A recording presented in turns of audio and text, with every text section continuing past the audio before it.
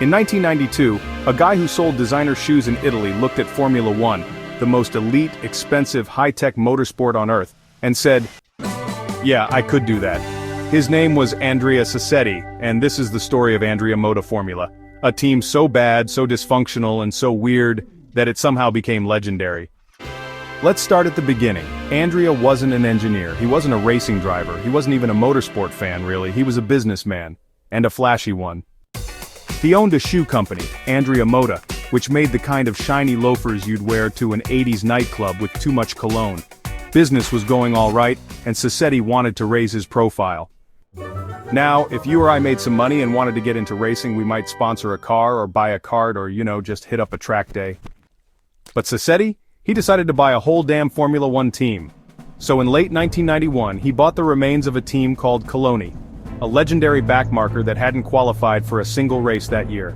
But hey, it came with something very valuable, an F1 entry slot.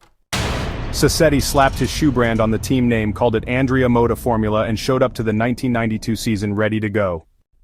The problem was, well, Formula One didn't really want him. At the first race in South Africa, the FIA said, "Wait a minute, buying Coloni doesn't count as a new team license." Translation, "You need to pay the $100,000 new team entry fee like everyone else, bud."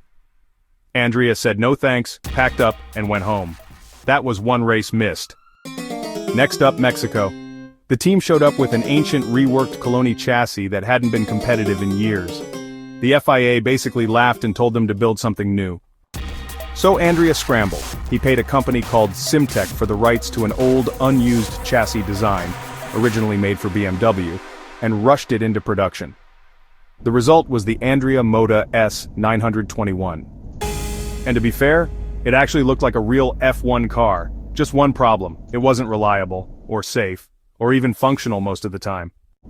The engine was a Judd V10, not terrible but outdated, the gearbox was touchy, the suspension was sketchy, and the team, mostly made up of people who had never worked together before. Andrea hired two drivers, Roberto Moreno, a seasoned Brazilian who'd raced for top teams like Benetton, and Perry McCarthy, a British rookie. And right away things got weird. In Brazil, Perry's car wasn't ready, wasn't competitive, literally wasn't built. By the time the team got it running, they sent him out on used tires, with no hope of qualifying, and released him 25 seconds late. On purpose. Just to avoid scrutiny. He said it felt like the team was, actively trying to sabotage him. Meanwhile, Moreno, the other driver, actually managed to qualify at Monaco, one of the most technical, demanding tracks in the world. And somehow, the Andrea Moda made it in. Everyone thought, hey, maybe they're figuring it out. Nope, that was the high point. From there, it all went downhill, fast. At some races, they didn't have enough spare parts to build both cars. At others, they missed scrutineering deadlines. Sometimes the drivers just didn't get to practice at all. And behind the scenes it was a circus.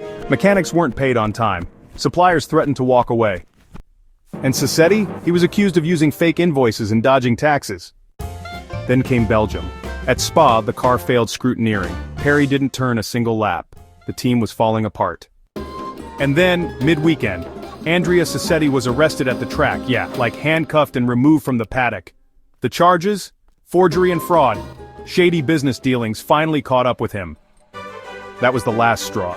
The FIA banned Andrea Moda from Formula One, citing a lack of proper conduct and bringing the sport into disrepute. Which is, F1 speak for "you guys are an embarrassment, please leave." And that was it. The team entered 11 races, qualified for one, scored 0 points, and made infinite headlines.